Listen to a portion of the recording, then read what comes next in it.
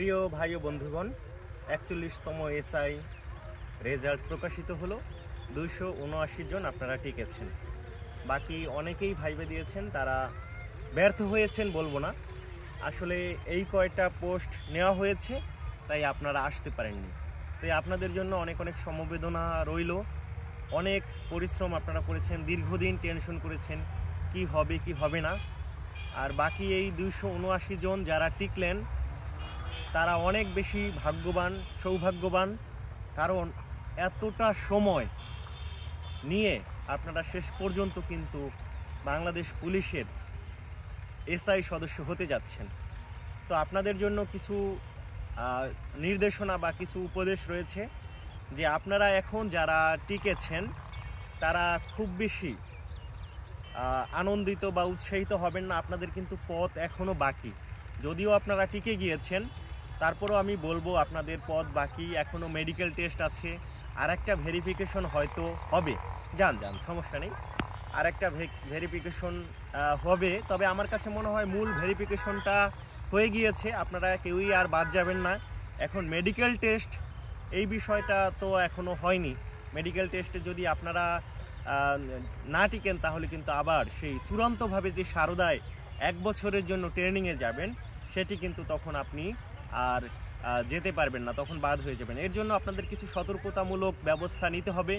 বিশেষ করে এখন এই যে মোটরসাইকেল বা অন্য জায়গায় যেখানে একটু ঝুঁকিপূর্ণ বিষয় আছে, মানে আপনি এখন চাকরি পেয়েছেন, আপনাকে বিভিন্ন জায়গা থেকে বিভিন্নভাবে অভিনন্দন জানাচ্ছে, এটা করছে সেটা করছে, আপনি আনন্দিত হয়ে মোটর বাইকে ঘুরতে যাচ্ছেন, এটা করছেন সেটা করছেন, কোনো ধরনের বড় ধরনের অ্যাক্সিডেন্ট যদি হয়ে যায় তাহলে কিন্তু আপনি এই 41 ব্যাচে আবার কিন্তু ট্রেনিং করতে যেতে পারবেন না।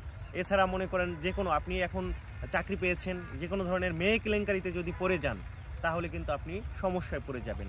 এছাড়া আপনার নামে মামলা দিতে পারে। আপনি যদি কোনো মারামারি কিংবা উচ্ছৃঙ্খল কোনো কাজ করেন, আপনি মনে করেন নিজেকে খুব বেশি মানে যদি বড় বা হিংসা করেন, তখন আপনার জন্য কিন্তু একটা হিতে বিপরীত হয়ে যেতে পারে। এর জন্য সতর্ক থাকবেন, সাবধান থাকবেন। আর মেডিকেল টেস্ট বিষয়ে আলাদা হয়তো একটা ভিডিও করব, তারপরও আমি কিছু বলে যাই যে মেডিকেল টেস্টের ক্ষেত্রে এখন আপনি কোনো ধরনের অ্যালকোহল বা কোনো কিছু এগুলো আপনি কখনোই নেবেন না। বাকি যে বদ অভ্যাসগুলো আছে সেগুলো ছাড়ার চেষ্টা করবেন, নিয়মিত ঘুমাবেন, এবং আপনার বিশেষ করে কয়েকটা বিষয় যদি আপনার না থাকে তাহলে সমস্যা হবে না। হেপাটাইটিস বি, ক্যান্সার কিংবা অন্য বড় ধরনের যদি সমস্যা না থাকে তাহলে আপনি সমস্যায় পড়বেন না, ঠিক আছে? তো সেই ক্ষেত্রে আমি এটুকুই আপনাদেরকে বলবো যে এখন জাস্ট রিল্যাক্স থাকুন এবং নিজের শরীরের প্রতি যত্ন নিন। আর টুকটাক যে সমস্যা আছে এটা নিয়ে বেশি মাথা ঘামাবেন না, তাহলেই আপনি মোটামুটি পরবর্তী সময়ের জন্য কিন্তু চলে যেতে পারবেন।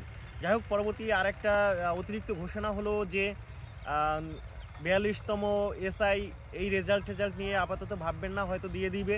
এবং যারা আমি ৪৩তম এসআই এবং ২৭তম সার্জেন্ট লিখিত পরীক্ষার কোর্সটা করতে যাচ্ছি, আপনাদের পরিচিত বন্ধুবান্ধব বা আপনারা যদি কেউ মানে পরিচিত থাকে যারা প্রস্তুতি নেবেন, তারা অবশ্যই আমার সাথে মেসেজে যোগাযোগ করবেন।